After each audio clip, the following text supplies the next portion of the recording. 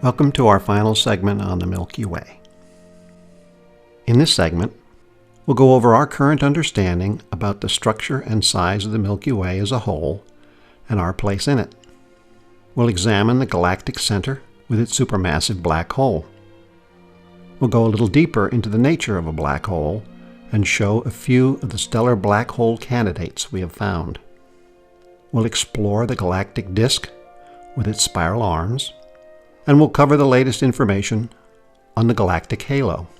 And, as usual, we'll discuss how we came to know these things from our viewpoint deep inside the galaxy itself. On January 1st, 1990, from its orbit around Earth, the Goddard Space Flight Center's Cosmic Background Explorer captured this edge-on view of our Milky Way galaxy in infrared light. The galaxy has a center with a central bulge, a disk of rotating stars and dust, and a halo with lots of globular clusters. The disk is around 100,000 light years in diameter, and the halo is much larger than that. We'll go into each of these galaxy components, starting with the galactic center.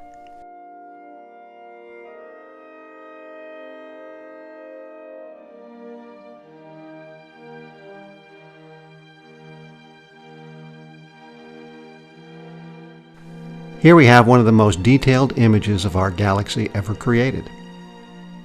It is constructed from over 1,000 photographs taken from the darkest places on Earth and painstakingly stitched together. We exist inside the galaxy, so we have to view it all around us as we rotate each day. As we look into the plane of the galaxy, we see that the stars are so closely packed together that it looks like a bright glow. We also see tremendous dust clouds obscuring most of the stars. As we look above and below the center line, the number of stars decreases to the point where they are readily seen as individual stars, and the dust clouds are gone. The world's great space observatories, the Hubble Space Telescope, the Spitzer Space Telescope, and the Chandra X-ray Observatory, have collaborated to produce this unprecedented look at the central region of our galaxy. Hubble documented vast arcs of gas heated by stellar winds from very large stars. Spitzer's infrared picked up the pervasive heat signals of all these stars. And Chandra detected X-ray sources from ultra-dense neutron stars and small black holes. Together they produced this spectacular image.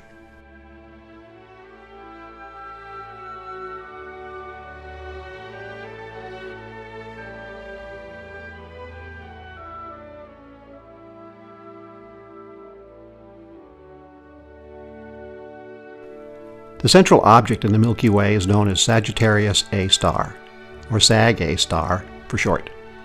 It is surrounded by so many stars and gas and dust that it is almost impossible to see. Teams of astronomers have been working on understanding SAG-A star for over 20 years. The UCLA Galactic Center Group is one. In conjunction with the new Keck Observatory on top of the Mauna Kea volcano in Hawaii and the Max Planck Institute in Germany, they have made dramatic progress in advancing our understanding of this critically important part of our galaxy. By the turn of our new century, after years of careful observation, the speeds and trajectories for these stars were calculated. This enabled measuring the precise location of the point they are all orbiting around. But when we look at this point, we don't see anything. The measured orbits also identified the gravitational pull from this point, which in turn gave us its mass at 4 million times the Sun's mass. This was strong evidence that SAG-A star was a black hole because stars are known to be unstable at much smaller masses. Further observations of the star S2 showed that its orbit takes it to within 11 billion miles of SAG-A star without bumping into anything. That puts Sag star's 4 million sun mass into a very small place. For many astrophysicists, this constituted proof that it was indeed a supermassive black hole. But others pointed out that an extremely dense, dim star cluster could produce these results. In 2002, S2 made its closest approach to Sag star. If Sag star were a cluster, S2's orbit would wobble. It did not wobble. This was the final proof point. 1,500 years after Copernicus put the Sun at the center of our solar system, this team identified Sagittarius A star as a supermassive black hole at the center of our galaxy. The gas cloud G2 was first seen in 2002. Observations confirmed that it is on a course for Sag star. It will have its closest approach to the black hole in mid to late 2013. At this time, the gas cloud will be at a distance of just over 36 light hours from the black hole. If this is the case, a significant amount of it may be sucked into Sag star. This should lead to a significant brightening of X-ray and other emissions from the black hole that could last for decades.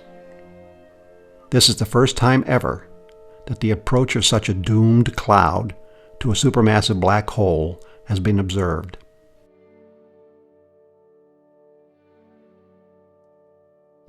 The black hole at the center of our galaxy is called a supermassive black hole. This kind of black hole usually contains the mass of millions or even billions of suns. The other kind of black hole is the stellar mass black hole. These are created when massive stars reach the ends of their lives and run out of fuel, exploding in super powerful blasts called gamma ray bursts or hypernovas. A typical stellar mass black hole contains the mass of about 10 suns. You'll recall that nova explosions at the end of life for stars less than 5 times the mass of the Sun leave behind a white dwarf. In these stars, electron exclusion pressure is enough to counteract the inward force of gravity. Supernova explosions at the end of life of stars more than 5 times the mass of the Sun leave behind a neutron star. In these stars, electron exclusion pressure is insufficient to overcome the force of gravity, but neutron exclusion pressure is. But if a star is greater than 30 times the mass of the Sun, even neutron exclusion pressure won't do the trick. In fact, there is no known force that will counteract the inward force of gravity for such a supernova or hypernova exploding star. According to Albert Einstein's general theory of relativity, the star will collapse into zero volume and infinite density. This is called a singularity. This defines a black hole. It gets its name from the fact that such a singularity would create a gravitational pull that not even light could escape. The object literally becomes invisible. Carl Schwarzschild, a contemporary of Einstein, solved his equation for the special case of a non-rotating sphere. He found that although the diameter of the singularity is 0, the radius at which light would be captured depends entirely on the mass of the black hole. This is called the Schwarzschild radius, and it defines the event horizon. One of the things all rotating black holes have in common, besides the fact that we can't see them, is that matter flows in via an accretion disk. The exact mechanism is not yet fully understood, but we know that gamma ray jets shoot out at the poles, carrying a percentage of the falling matter with it at speeds approaching the speed of light. Our Milky Way galaxy contains several stellar mass black hole candidates which are closer to us than the supermassive black hole at the galactic center. This is a low-mass X-ray binary star and black hole candidate. One of the stellar structures in this binary system is known to be a large, dark, compact stellar structure between 3 to 5 times the mass of the Sun, with a diameter of around 25 miles. We calculate this by measuring the motion of gas in the accretion disk and studying the X-ray emission profiles. At a distance of around 3,500 light-years, this is the nearest black hole to Earth. GRO J1655-40, or J1655 for short, is a binary star consisting of an evolving primary star and a massive, unseen companion. They orbit each other every 2.6 days. Based on detailed analysis of star distances, star motions, and neutral hydrogen radiation from spiral arms, we believe that the galaxy is a relatively flat, rotating 100,000 light-year wide disk of some 600 billions of stars. This image, out of the Spitzer Science Center and the University of Wisconsin, represents an attempt to synthesize over a half-century of work on the galactic disk's structure, based on data obtained from the literature at radio, infrared, and visible light wavelengths. The galactic center itself, with the supermassive black hole that we discussed earlier, is shaped like a bar.